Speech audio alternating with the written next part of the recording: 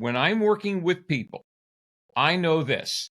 The toughest part of sales is generating quality leads, booking appointments with decision makers, and having a consultative sales process whereby 85% of sales is going to close within 6 to 15 contacts. So you got to be great in follow-up.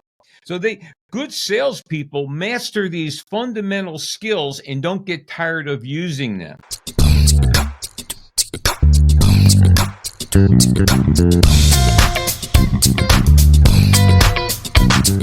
Welcome to the Sales Problem Podcast, where we talk everything sales, success, and personal growth.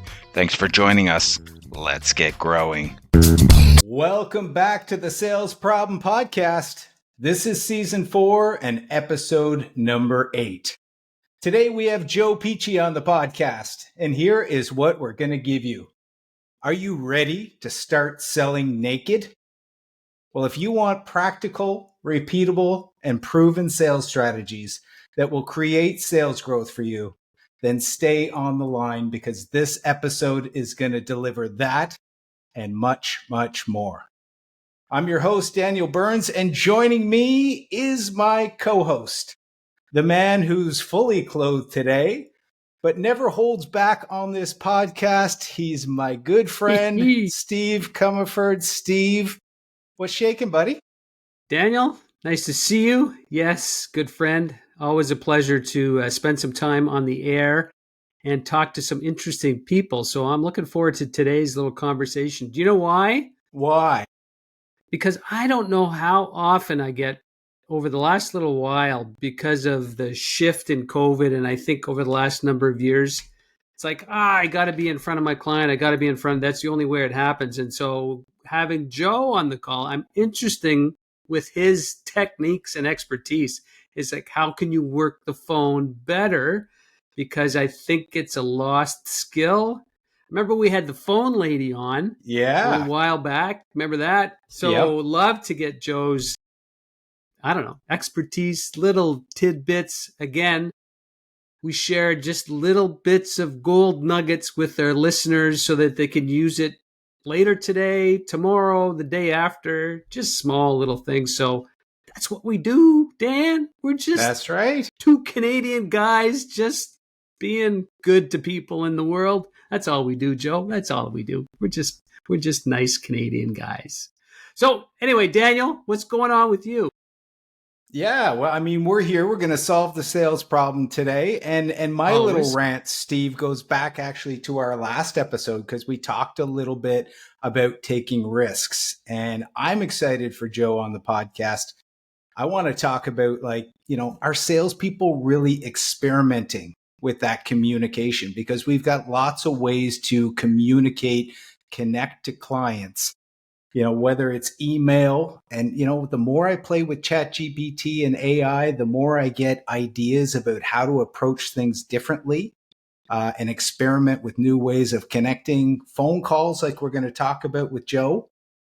Appointment setting, Joe talks a lot about. And this one has got me because I remember focusing on appointment setting and having that calendar just stacked. And every time I did, Steve, it equated to sales growth. But are you still experimenting? That's what I want to challenge our listeners to think about today. Is your demo still fresh? Is your presentation the same 7 slides you've been using for the last 5 years? Are you still experimenting? There's video messaging, Steve. There's reels. There's all these things we could do. So that's my rant today. The challenge to the listeners, keep experimenting, keep it fresh. And are you doing it? Because today, Joe's going to give us some great insights, I'm sure, into that. I like the freshness, and I like that we're fully clothed. What else is fresh, Steve? Always got to give a little shout out to our podcast partners, Crank Coffee. So today I've got a little bit of Morning Glory, a beautiful medium-bodied coffee here in my Sales Problem Podcast mug. And before coming on the show, what do I always do, Steve, is have a little Mama T's protein cookie. What better combination, listeners, than 21 grams of protein and some caffeine before you go out and knock on some customers' doors? If you want to connect and experiment and try these, click the show notes. There's a link to our podcast partners. Put in the sales problem 15. You're going to get 15% off. These are going to come to your door. You don't even have to move. We couldn't make it any easier. Steve, any final thoughts, or are we jumping in here? I got a lot of caffeine in me. Let's go, Dan. Let's go. We got stuff to talk about. Well, now to the focus of our podcast, listeners. I'm excited for today because we have Joe Pici on the show. And let me tell you why we brought him on. Well, Joe received the coveted ranking as number 1 in the world by Global Gurus. Joe Pici is a strategist for top sales professionals and a coach specializing in results-driven sales training. For over 35 years. Congrats on that, Joe. He has functioned as a catalyst for sales teams and individuals, helping them sharpen their skills for creating appointments and closing sales through his live phone call workshops. I can't wait to hear about that. Pour Mastery Sales Training is a methodology exclusive to Pici and Pici Inc. It's an extremely strong skill builder that is straightforward and easy to apply. Joe is the COO and co-founder of Pici and Pici Inc. Joe is also the co-author and intellectual resource behind the book Sell Naked on the Phone. Joe, welcome to the Sales Problem Podcast. Are you ready to start solving the sales problem with us? Thanks for being here. Let's go. I'm ready. All right. Beautiful. Well, we're going to jump straight into the deep end with the sales problem question, Joe. The question that Steve and I started this podcast with is, every year you have to set that reset button. Doesn't matter how good of a year you had last year, you got to try to beat it this year. That was our sales problem. So we bring on guests to help that facilitate that happening. What do you think is the biggest problem facing salespeople, or the one we should be trying to solve? I think most salespeople today are looking for gimmicks. I'm not contradicting what you said, but there's principles and practices. Okay. I sell a lot into the B2B market, and I don't know how it is in Canada. I do know how it is in the United States. Every worthwhile company in this country is hiring a cybersecurity company. And what the cybersecurity company tells them, number 1, do not open up unsolicited emails. So means open rate for emails is at an all-time low. Okay? Now, LinkedIn, where we get 90% of our leads, LinkedIn has become email marketing because people are sending all these DMs. People are getting tired of that. People I talk to in the world of sales are getting tired of all the texting they're getting. And so that's why when I'm working with people, I know this. The toughest part of sales is generating quality leads, booking appointments with decision makers, and having a consultative sales process whereby 85% of sales is going to close within 6 to 15 contacts. So you got to be great in follow-up. So good salespeople master these fundamental skills and don't get tired of using them. Love it. I am very interested, Joe, in that phone conversation, because it was like, I don't know. And you talked about LinkedIn, and it was always like, oh, is the cold call dead? Or is the phone dead? So how did you kind of focus in on that particular part of the sale or the technique? That's a great question, Steve. I was a football coach and I got fired, and that's what football coaches do. They get fired. And we were $300,000 in medical debt, and I took another coaching job, but they weren't paying me much money. And we got into a part-time sales business. And one night I made 50 phone calls and got 50 no's. And I looked at my wife and I said, there's 2 things wrong here. I'm calling the right people and I don't know what to say. That was a million years ago. I didn't realize that's the key. Who you call and what you say. We built in it. I mean, our sales training is state of the art. It is ranked very high globally every year. We built it ourselves. We don't use anybody else's methodology. But when you look at the biggest challenge salespeople have, it's how do you get to the person with the checkbook? We knew if we could help people do that, if we could help people to get to the decision maker, all right, then we would stay busy no matter what the economy. And our business has been economy free. No matter how bad the economy is, we still have business because we're able to help people get quality leads. We're able to help them write the right scripting, the right messaging for navigating the gatekeeper, for getting return phone calls, all of it. And so they are able to get in front of decision makers, and then we teach them how they can sell virtually, face to face, over the phone, okay? Whatever the format becomes, we teach them a consultative sales way of doing things. Did I answer your question, Steve? Yes. And then the follow-up question to this is you have you do it live. You do it real time in your training sessions. Yeah. I'd love to, I don't believe in role play. Role play is fake. Yeah. Okay. Well, it's too easy. And so what winds up happening, and there's great sales trainers around the world, and I'm not putting anyone down, but the majority of them do role play. I think I've been in some of those. Yeah. They'll make a mock-up phone call like they're really calling someone, okay, but they really don't. So what I decided to do was, if I was capable of equipping people, making that phone call right now, number one, the training would pay for itself immediately. They would get ROI. And number two, we will have mastered the hardest part of sales in the training room. So whether it's our sales boot camp that we got one coming up October 27, 28, 29 in Orlando, okay? Or I go in and do corporate training, or I do private coaching. When it comes to sales, there is going to be a segment of time that we're making real calls to real people in real time. How's the temperature in the room at that time? Like, do you have a segment of your clientele that are like, whoa, hang on a second, I didn't really expect this, and then how does it turn out? I imagine they're pretty good at the end. No, Steve, you ask great questions. I'll tell you why.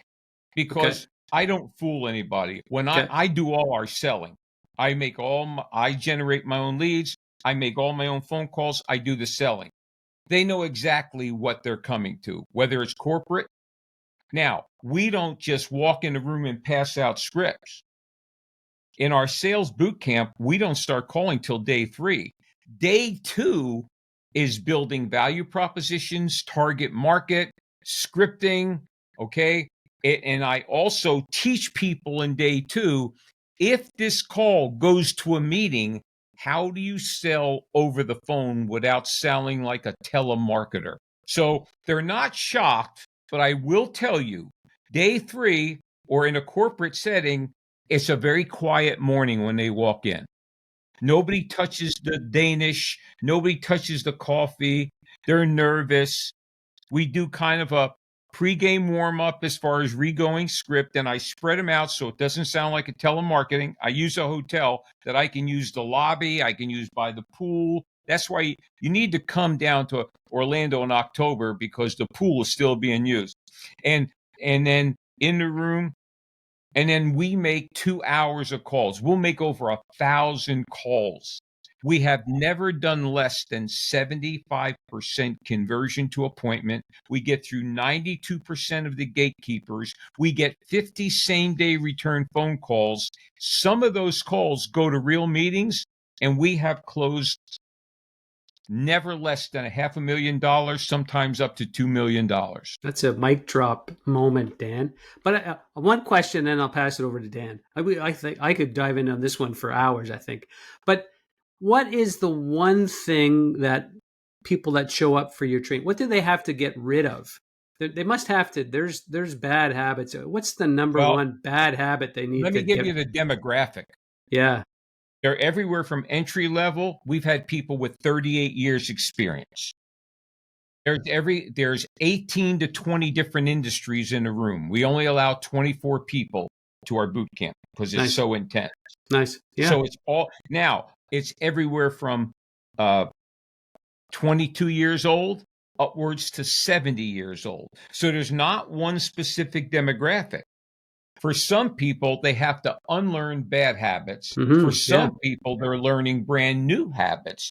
But the common denominator is we have a system, we have a complete process and procedure we take them through. So on day 3, 100% of them get on the phone. Okay. We deal with all the different behavior styles. We have people come in there and they're as shy as they can be, but they all wind up on the phone. They all wind up with success, and it blows them away because about 40 minutes into the phone call session, all the nerves are gone and they are cranking. And now they're starting to drink coffee and eat the Danish and making calls, and they're going, this isn't hard. And this is what I say to them. I never said it was hard. When you have a system and a process and you don't rely on charisma and talent, they can learn it.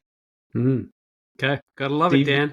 Steve, you know what I'm thinking about is the days where we would bring the whole team into the branch and get them on the phone. And everybody was, nervous in the beginning. By the end of the day, they're like, oh my God, look at all the sales I've made. This is incredible. So Joe, we've got some people that are listening to this podcast right now. They're driving to the next door or they've got the phone in their hands. I've got a question about questions.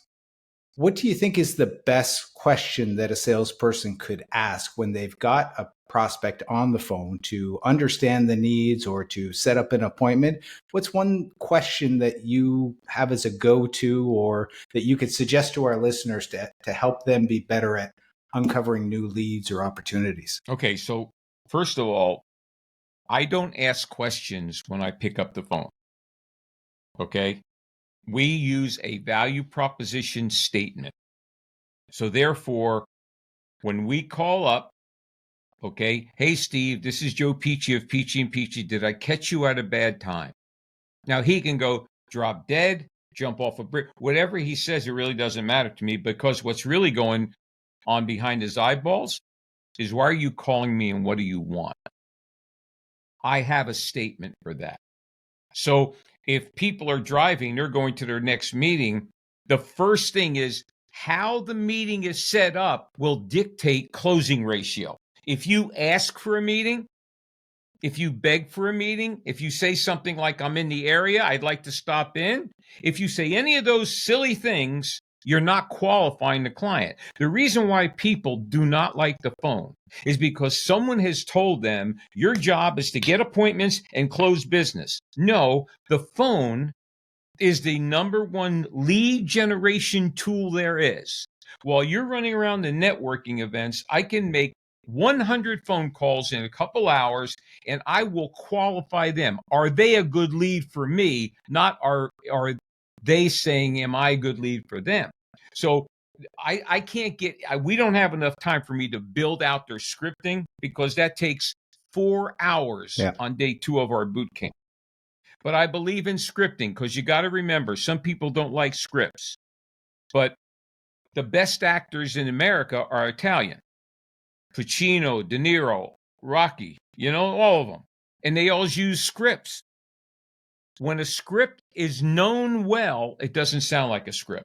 Mm-hmm. So if I were calling you, let's say, Daniel, I'm going to give your people secret sauce here. I hate doing this, but I'm going to. Let's say you were a consultant, a speaker, a trainer. Hey, Daniel, this is Joe Pici of Pici and Pici. Did I catch you at a bad time? No. Good time for me. I work with speakers, coaches, trainers, and consultants to help them turn their talent and intellectual property into money. Sounds good. Would it be worth 15 minutes for me to show you how you can monetize your talent? Say no. No. Next, I am not going to talk somebody into a meeting. When you talk them in, you're going to get a text cancellation. You're going to get a no-show. I haven't had a cancellation or a no-show in 21 years. I just gave you a script. I hate giving out scripts because people are going to think that they can do it just with that script. They can't. You got to every target market has a different script. And so we've got to work with people to help them own the script and use the script. Next question. I love that. That gets you in front of the client. How about once you've got the booked appointment and you're sitting there, you don't have all the information about what they're doing, how they're doing it? I don't need to know nothing. I don't need to know anything about their customer. I have walked into CEOs and VPs and they'll say, Joe, what do you know about our company? I don't know anything about your company. And you know what they say to me? Can you teach our salespeople that? They waste so much time researching. So if I'm sitting down with Steve and I've called him up, and let's say Steve has a franchise, I'll say, Steve, when it comes to acquiring new clients, what are some of your biggest concerns or areas you'd like to improve? That's the best question I have. Because if they answer that question, I am 65% to contract. Next question. So is it all about taking action then? Or is it about taking the time to really develop that script? Or is it just getting on the phone and hitting numbers? Or No. It's not about just getting on the phone and hitting numbers. It's about having dynamic, effective messaging.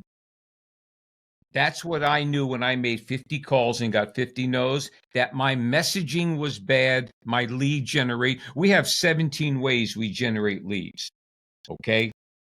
And so you've got to keep a big funnel, but we don't pay for any lead generation.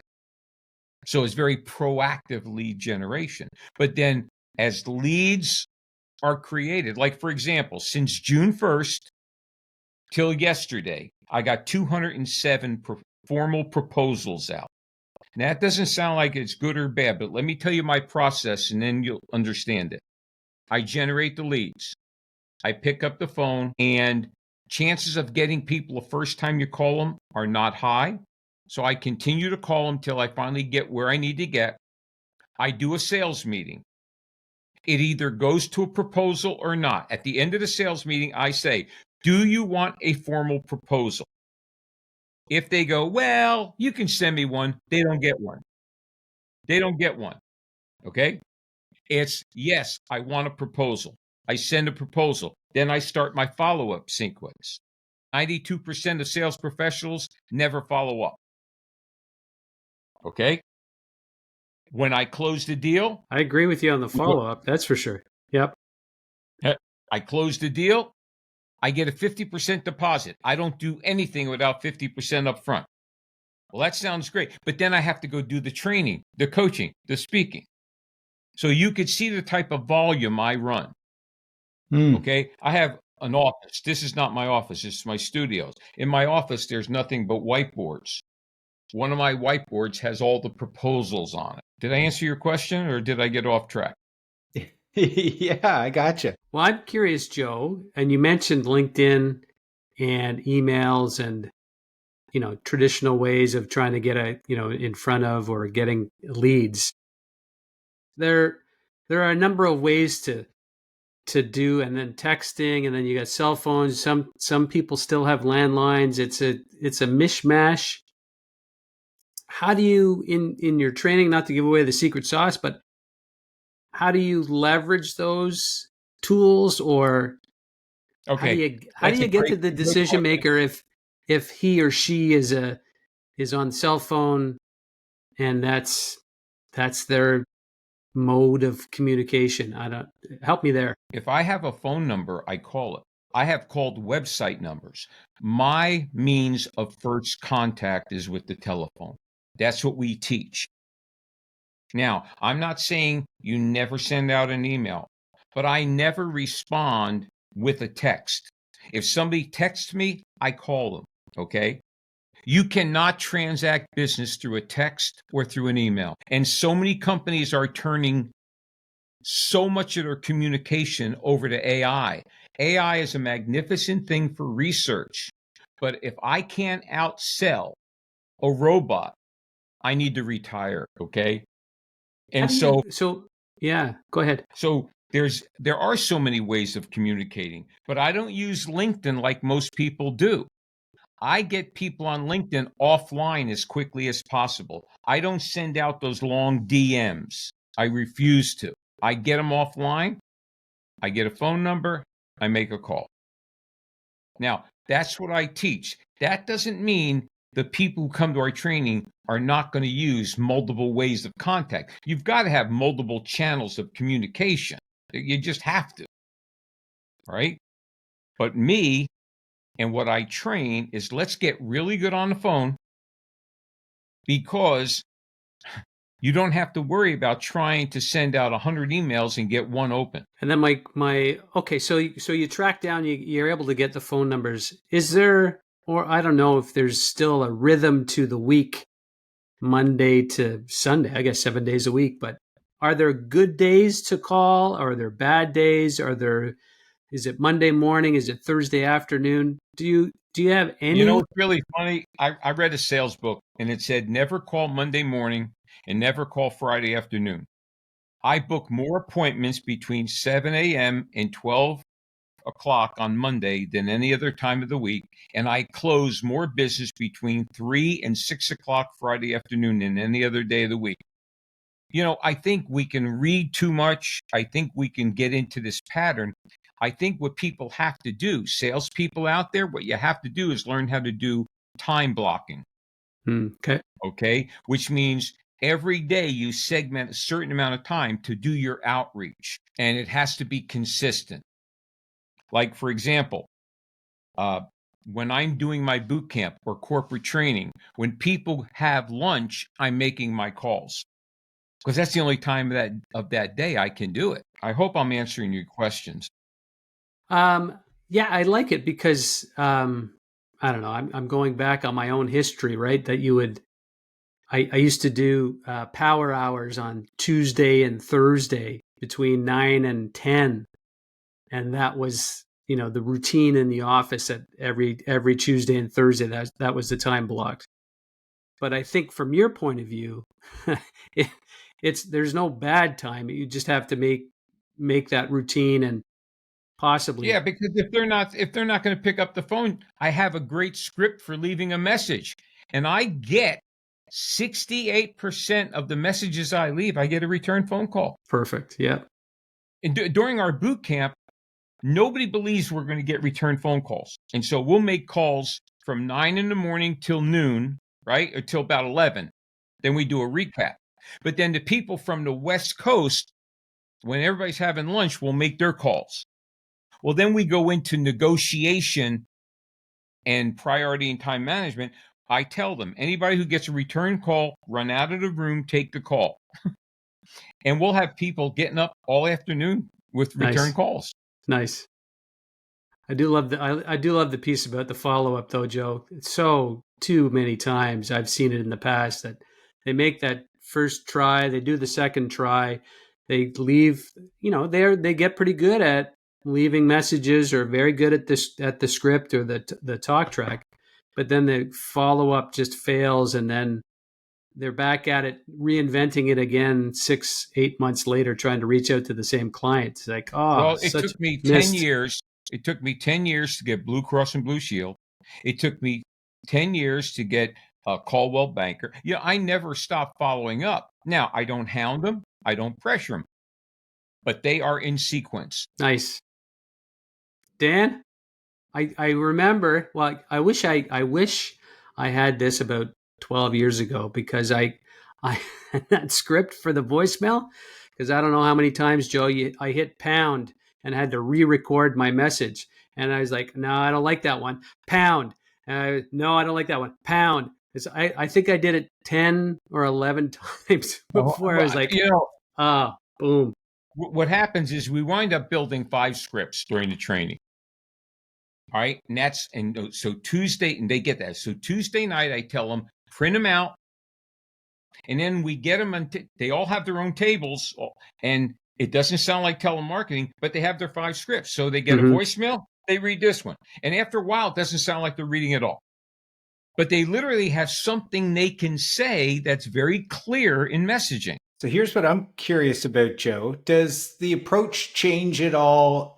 Or do you do anything different when you've got the client, when you have a great relationship with them, you've got a long history, 4 or 5 years, you've been doing business and repeat business. Does anything change about how you approach that type of customer versus kind of somebody brand new? That's a great question. I've got one of my clients is 21 years I've had them. And so if I'm calling them, hey, Dan, this is Joe. I catch you at a bad time? No, Joe, it's great to hear from you. Hey, just wanted to reconnect. Okay. Let's see how things are going right now. Now, then I say this. I continue to, and whatever their target market is, I have a value proposition for it, and I'll give it to them. And they go, yeah, yeah, we know that. Great. So let me ask you a question. Are you having any challenges with XYZ? And I start all over again. Yep.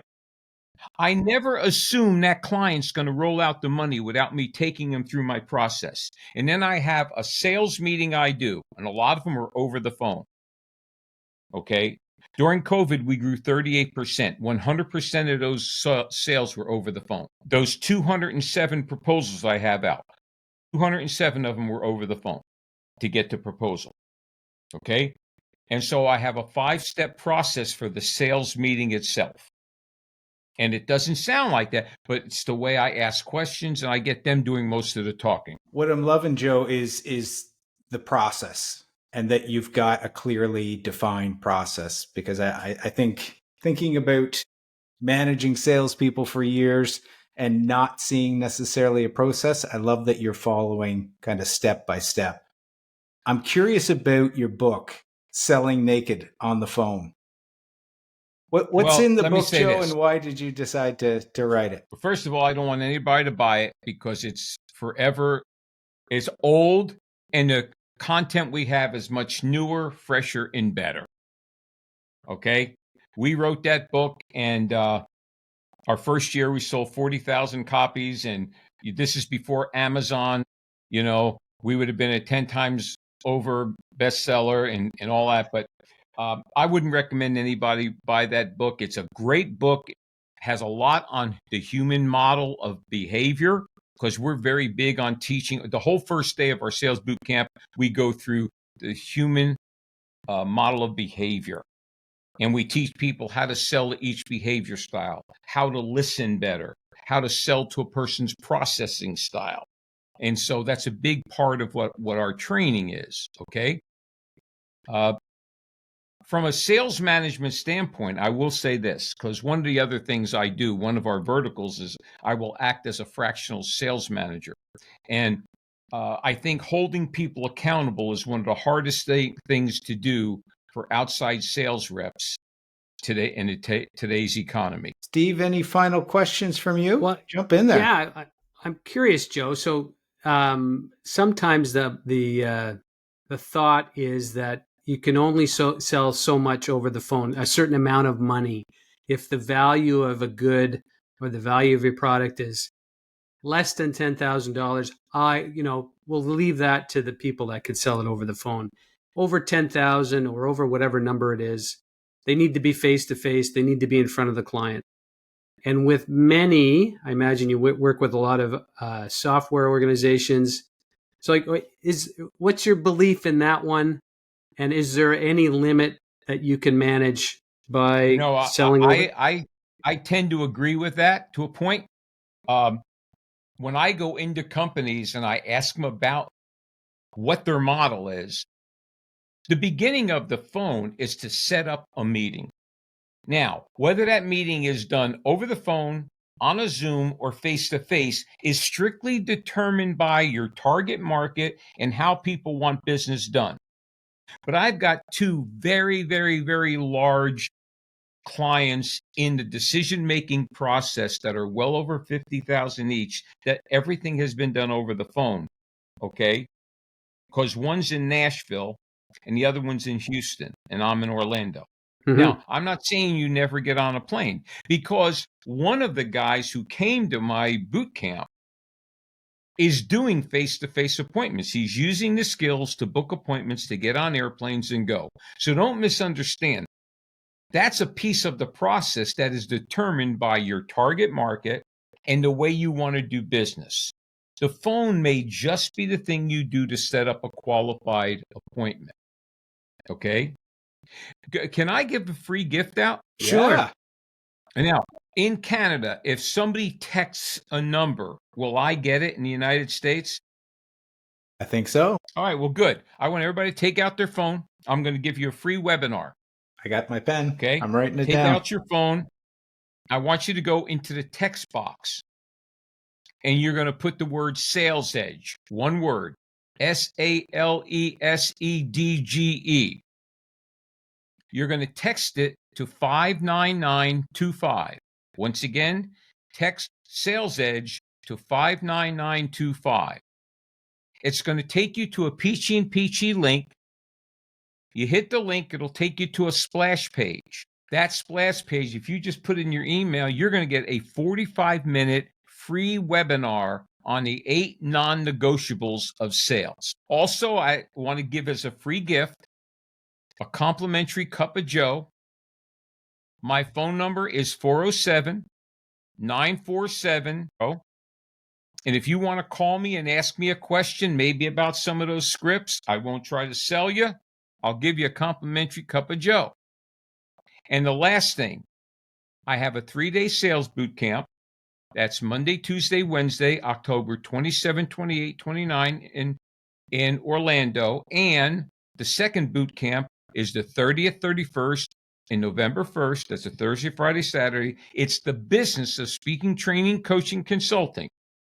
If any of you want information, call me. And if you decide to come because you've listened to this podcast, you tell me it was this podcast, I'll knock $500 off the top. Excellent. Thanks, Joe. I was gonna ask you, do you you're the boot camp's in Orlando, but do you travel at all? Do you do sessions on the West Coast, or do you get up to Canada at all? Okay. So you go where the training is? What's that? You go to where the training would be, or the headquarters? Yeah, like if a company wants to bring me in, like that big one in Nashville and big one in Houston, I will go there and I will spend 3 or 4 days with them. Okay? And I will do the equivalent of the boot camp. Okay? Now, if it's driving distance, then I can do less than 3 days. I'll do a 2-day event. And then I also have a 1-day intensive for certain industries like franchises, the rent-to-own industry, things like that. And then the last question I have for you, talking about, setting this up or having your teams trained or your sales force trained or trained better in this regard. So I find, VPs of sales or different corporate leaders struggle with investing in sales training. What's if you were talking to a sales leader that's listening to this show, like, what is the one thing that you could help them with? I know it's a pretty broad question. No, it's not. But No. I will tell you this. We will help them grow revenues. The training will pay for itself because we are going to do the live calls during the training.